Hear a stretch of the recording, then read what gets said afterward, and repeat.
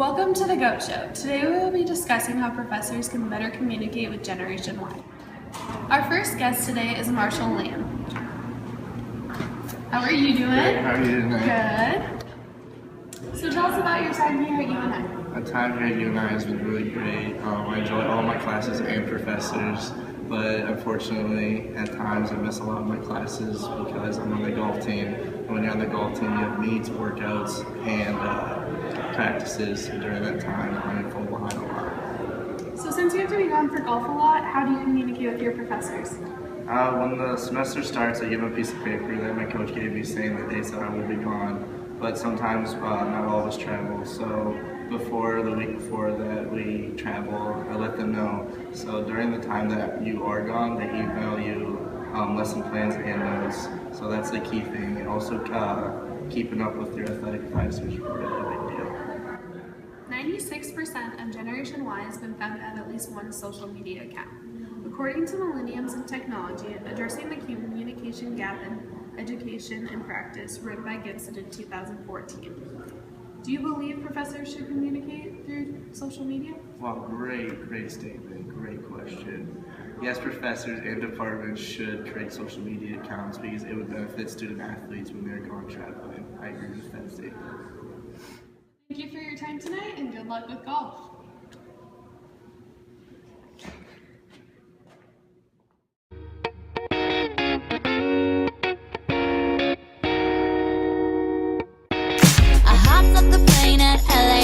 With a dream, my cardigan. Welcome to the land of fame excess. Next guest is Becca Novak. Hi. Hi, how are you? Good, how are you? Good. Is your first year at UNI going? It's going really well. I love it up here. The campus is pretty. I love school. The academics are a little hard, but the professors are very helpful.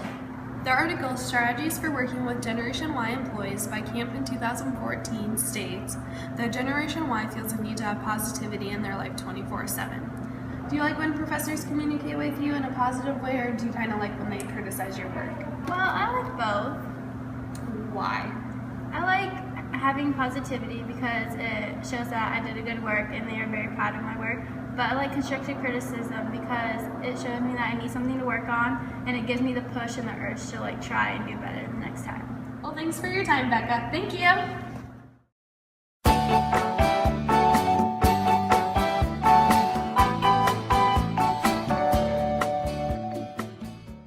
Our third guest tonight is Caitlin Christner. How are you doing tonight? I'm good. Thank you for having me on the show. Yeah, so tell us a little bit about your classes and professors at UNI.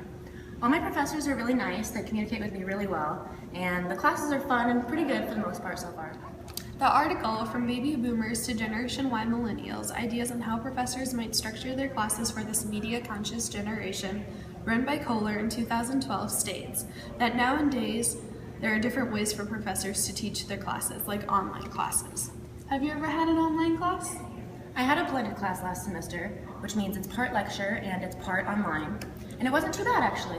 Did you notice a different communication between your online professors versus your on-campus professors? Oh yeah, definitely.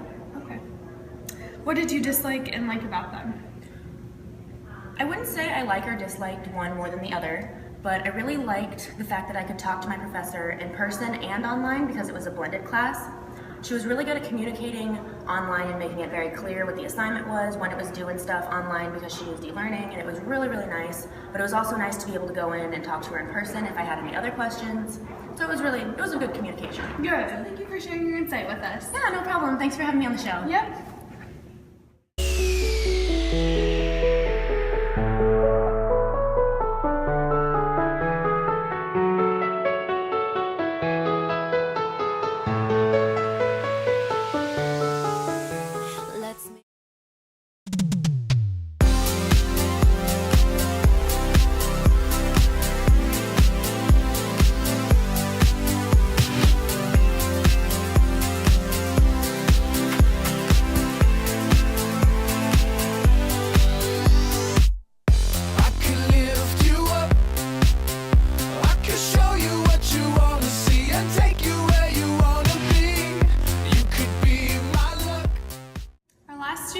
Is Michael Fischels. How are you doing? I'm good. Good. So I heard you live off campus. How far away is that? I live in Independence, so it's about a 40-minute drive to and from school on the days I have classes. Do you feel like communication needs to be any different with your professors because you live off campus? I don't feel like it needs to be any different. I just feel like it would help if it was a more frequent communication. What would make communication between professors and you and other Generation Y members easier? Again, I think it would just be easier if there was more frequent communication between students and professors. It would be nice if they could frequently have due dates to keep us on track with our assignments and keep us up to date with assignments and grades, because our generation really likes to know how they're doing. Completely agree. Thank you for taking time to drive here. Not a problem. Thanks for having me. Yep.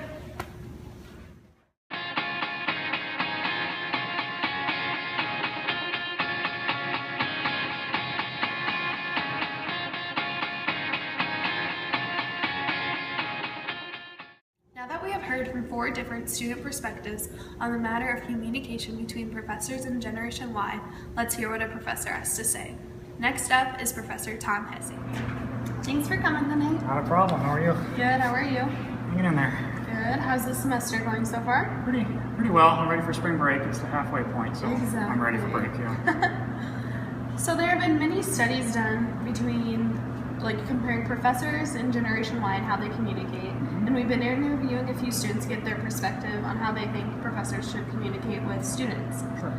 So we were wondering how you think you best communicate with students.